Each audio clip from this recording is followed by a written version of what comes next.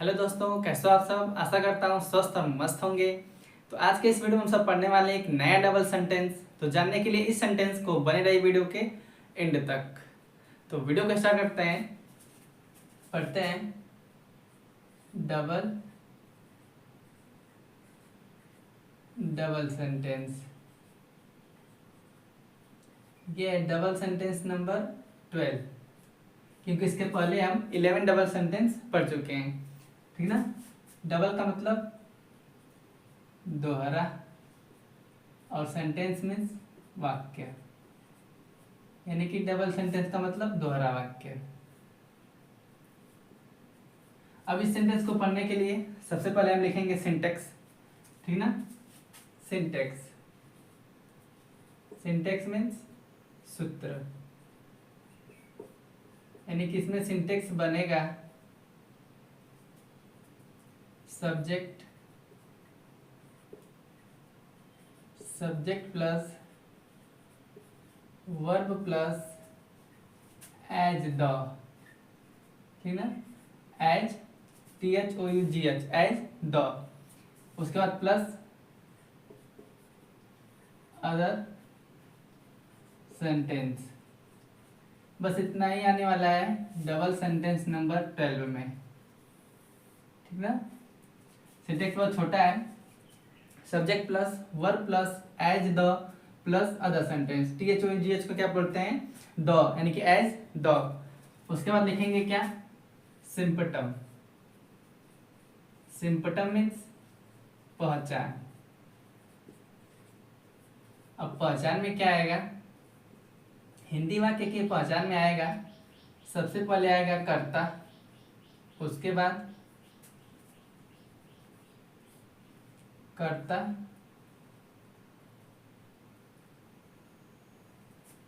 ऐसा, ऐसे, ऐसे। ठीक ना। ये ऑब्लिक करके लिखते हैं कि तीनों में से कोई एक, ऐसा, ऐसे, ऐसे में से कोई एक आएगा। उसके बाद आएगा क्या? क्रिया। क्रिया के बाद क्या आएगा? ता, ती, ते। ठीक ना। ता, ती, ते। उसके बाद है, हूँ, हो, है, हूँ, हो। ठीक ना। ये ऑब्लिक का मतलब तीनों में से कोई एक ही आएगा। उसके बाद मानो, उसके बाद अन्य वाक्य, अन्य वाक्य। यानी कि इतना आएगा सिंपटम, यानी कि पहचान में। करता आएगा ऐसा, ऐसे, ऐसे। क्रिया तातीते के बाद है, हूँ। ठीक ना। तातीते के बाद क्या आएगा? है, हूँ, हो। उसके बाद मानो आएगा, उसके बाद अन्य वाक्य। ठीक ना। ये हूँ है। अब लिखते हैं एग्जाम्पल, यानी कि एग्जाम्पल में समझ में आएगा कि कैसा सेंटेंस इस डबल सेंटेंस में आता है। ठीक ना। जैसे वह ऐसा,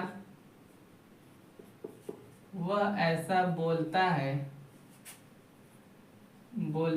मानो, मानो वही बोल सकता है, बोल सकता है। ठीक ना। ऐसा वाक्य सुनने को मिलता है, जैसे वह ऐसा बोलता है मानो वही बोल सकता है। ठीक ना। वही बोल सकता है। ऐसे भी आता है मानो केवल वही बोल सकता है। ठीक ना। मानो केवल वही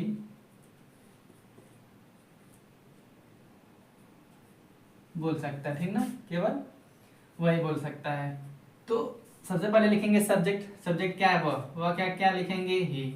उसके बाद वर्ब आया, क्या है? ऐसा बोलता है। वह ऐसा बोलता है, तो ही स्पीक। स्पीक में क्या जोड़ेंगे? यस, स्पीक्स, क्योंकि वह ऐसा बोलता है। ता आती आया हिंदी वाक्य के लास्ट में। तो कौन सा टेंस? Present indefinite tense. तो प्रेजेंट इंडेफिनिट टेंस में सिंगुलर के साथ यस या यस का प्रयोग करते हैं, यानी कि सिंगुलर सब्जेक्ट हो तो आने वाले वर्ब में यस या यस का प्रयोग करते हैं, लेकिन प्लूरल सब्जेक्ट रहेगा तो आने वाले वर्ब में यस या यस नहीं प्रयोग करेंगे, यस या यस का। तो ही स्पीक्स एज द, यानी कि एज द, वह ऐसा बोलता है। He speaks as though. फिर अदर सेंटेंस में क्या आया, मानो केवल वही बोल सकता है, सकता है सकते यानी कि कैन सेंटेंस, तो मानो केवल वही बोल सकता है, तो he speaks as though, he can only speak, ठीक ना। वह ऐसा बोलता है, तो प्रेजेंट इंडेफिनिट टेंस में बना है ही स्पीक्स एज द, वह ऐसा बोलता है, मानो केवल वही बोल सकता है, तो ही कैन ओनली स्पीक, ठीक ना। He speak as though, he can only speak. हम लिखते हैं एग्जाम्पल नंबर सेकेंड।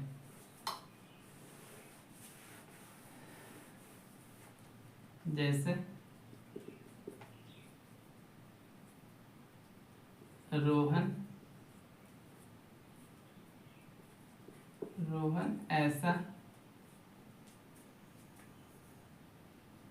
ऐसा खाता है मानो केवल वही खा सकता है, ठीक ना। मानो केवल वही खा सकता है। सब्जेक्ट क्या है, रोहन, तो लिखेंगे क्या, रोहन। उसके बाद ऐसा खाता है, तो Rohan eats as though, syntax के अनुसार रखते चले जाएंगे, एज द, केवल वही खा सकता है, ठीक ना। मानो केवल वही खा सकता है, तो इसमें प्रेजेंट इंडेफिनिट टेंस में बना रोहन के आने वाले वर्ब में इट्स, यानी कि इट में यस जोड़ा, इट्स का प्रयोग, एज द, ही कैन, यानी कि के मानो केवल वही खा सकता है, तो ही कैन ओनली इट, ठीक ना। ही कैन ओनली इट। रोहन ऐसा खाता है मानो केवल वही खा सकता है, तो Rohan eats as though, he can only eat, ठीक ना। अब लिखते हैं next example, example number third. जैसे एग्जाम्पल थर्ड में ऐसे आ जाए, तुम ऐसा बोलते हो, तुम ऐसा बोलते थे लिखते हैं, ठीक ना। तुम ऐसा बोलते थे मानो सब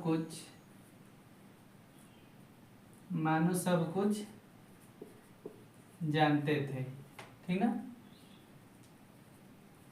तुम ऐसा बोलते थे मानो सब कुछ जानते थे, तो सब्जेक्ट क्या है, तुम का लिखेंगे यू। ऐसा बोलते थे आया, तो कौन सा टेंस, ता था ते थे, हिंदी वाक्य क्लास में ता था ते थे आया, तो पास्ट इंडेफिनिट टेंस। तो पास्ट इंडेफिनिट टेंस में अफर्मेटिव सेंटेंस है, तुम ऐसा बोलते थे, यानी कि सिंपल सेंटेंस है, तो यू स्पोक, वर्ब का सेकंड फॉर्म, ठीक ना।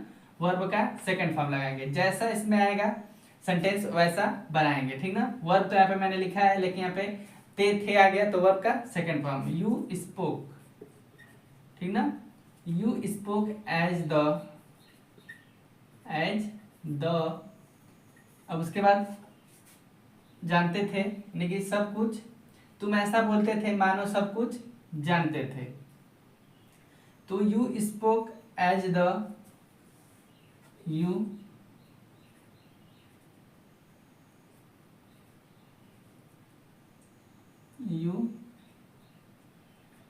सब कुछ जानते थे, तो यू न्यू ऑल थिंग, ठीक ना। मानो सब कुछ जानते थे, तो ये दोनों, यानी कि तुम ऐसा बोलते थे आया पास्ट इंडेफिनिट टेंस में ही, मानो सब कुछ जानते थे, तो थे इसमें भी, तो पास्ट इंडेफिनिट टेंस में ही। तो तुम ऐसा बोलते थे, तो you spoke as the, you knew all thing, ठीक ना। You spoke as the, you knew all thing, know knew known, know का second form knew, all thing, यानी कि मानो सब कुछ जानते थे। अब लिखते हैं नेक्स्ट एग्जाम्पल, एग्जाम्पल नंबर 4। जैसे रीमा ऐसा हंसती थी मानो केवल वही हंस सकती थी, हंस सकती थी। तो रीमा ऐसा हंसती थी, सब्जेक्ट रीमा, तो लिखेंगे रीमा हंसती थी। ये भी पास्ट इंडेफिनिट टेंस में आया, तो रीमा हंसने का लव, लव्ड, लव्ड, ठीक ना। लव का second form loved, Reema loved as thought, as though, ठीक ना, एज द। उसके बाद मानो केवल वही हंस सकती थी, तो as though she can, she could हंस सकती थी, यानी कि कुड का प्रयोग, तो सी कुड